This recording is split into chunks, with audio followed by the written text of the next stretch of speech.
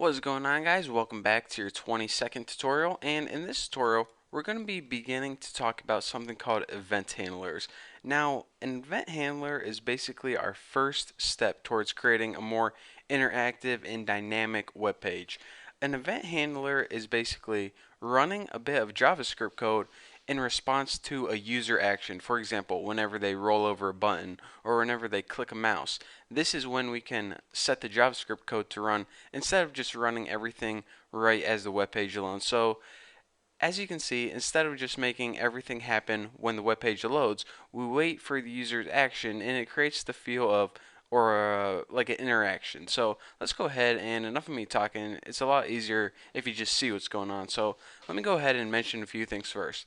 First of all, when you're working with event handlers, you don't always need to place the JavaScript inside those two special scripting tags. Event handlers are, it's kind of special. It's possible to make it outside those scripting tags. And for the first example, that's what I'm going to show you guys how to do. So aside from that, I better mention this. Event handlers can be placed in many locations on a web page. They kind of look like just basic XHTML attributes, but instead of like writing color equals blue, instead of writing a value like blue, this is where you insert the JavaScript. So let's go ahead, and I guess it would be easiest for me to just make one. So one place you can insert event handlers are in form elements, specifically form buttons. So let's go ahead and make a form, and we'll go ahead and insert some event handlers in here. So go ahead and make your basic form, and then go ahead and make one input. We only need one input, just a basic button on the screen. And in case you forgot from your XHTML tutorials how to do this, you just go ahead and write inputs type equals button. And for the value is basically what is your button gonna say, and we'll just write touch me. So let's go ahead and end this right now, and we'll see what we got. We got a basic plain old button on the screen, doesn't do anything. You just click it a bunch of times and nothing happens. Pretty boring, huh? So let's go ahead and use event handlers to spice this up a bit. Now, event handlers are pretty much built-in keywords that your computer recognizes and knows that it's JavaScript. You don't have to tell it in another function that it's JavaScript. Your browser automatically knows the event handler. So whoever created your browser, they already typed them in there for you. So the only thing you have to remember is these different keywords for event handlers. And the most, well, I don't want to say commonly used because I never did a survey on it, but one of the most commonly used event handlers is called on click, and make sure the C is capitalized. And this is a keyword that says whenever the user clicks this element, and in this case a button right here, then I want to run the bit of JavaScript code in here.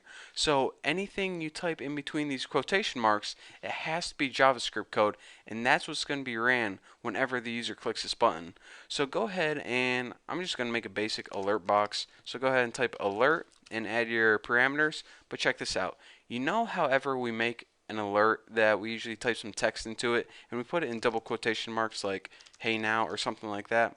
Well, since we're working inside an XHTML attribute right now and we have all these double quotation marks, these quotation marks right here tell JavaScript, or excuse me, tell your browser that we're working with attributes. So we can't use those same quotation marks in here. So instead of double quotation marks, we need to use single quotation marks so we don't confuse it. So it doesn't really have an effect on your program at all. It just differentiates between the double ones for your attributes and the single ones for your JavaScript. So go ahead, put single quotation marks in your parameter, and go ahead and write something like or write something stupid. And now, just like in JavaScript, with every statement we have to end it with a semicolon. This lets our browser know that we're done running this bit of JavaScript code. So go ahead and save that, refresh it, and our web page looks the same right now, but in fact it's not the same because whenever we touch this button, check it out, an alert box pops up that says pretty cool. So let's go ahead and press OK, and that's the basic of an event handler. So as you can see, before, whenever we were working with JavaScript, our web page loaded and all the JavaScript ran and it did whatever it did, and that was basically it. But now we can wait for the user input, and whenever they do something such as click button, then the JavaScript code runs, and it's just a way to make the web page more interactive and more dynamic. So aside from that, I guess I have time to mention one more thing. You know how I added one statement in there on the onClick attribute, and whenever we touched it, a bit of JavaScript code ran? Well, since we added a semicolon, we can add more than one statement in here. So, for example, let's go ahead and add one alert box that says and let's go ahead and add another one right after that. So, alert, and of course, remember to use your single quotes right in here, and just go ahead and write like 2 times or something different from your first so you can tell that it's different. So now we have 2 different statements. Whenever we click it using this onClick event handler, first it says alert and then it says alert 2 times. Pretty stupid, but hey, it works. So I just clicked the button and it wasn't even in the screen. So check it out. Touch it, press OK, and then it says, oh, I didn't refresh it. There we go. Touch it, and check it out 2 times. And you might have this happening if your code isn't running exactly how you want it. In some browsers, in order to prevent a bunch of ads from popping up, or if you have any like anti-ad, what's it called, antivirus or anti-spyware built in your computer, only one pop-up will pop up.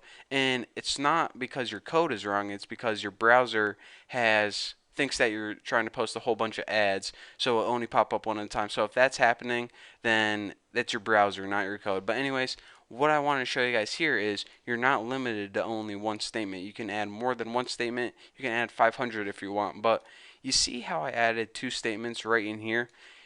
Whenever you have like 3 or more statements, it's probably easier just to add a function, and then whenever you make your function before, you can just add all your statements in there. But for now, this is just a quick example, so there you go. So anyways, that's the basics of an event handler. I showed you onClick in this tutorial, but in the next tutorial we're going to be going over different types of event handlers, and you'll begin to see why they're useful and what we can do with them. So that's what you got to look forward to. If you have any questions, check out my website or ask me on my forum, and I'll be happy to answer them for you. So thank you guys for watching. Don't forget to subscribe, and I'll see you next video.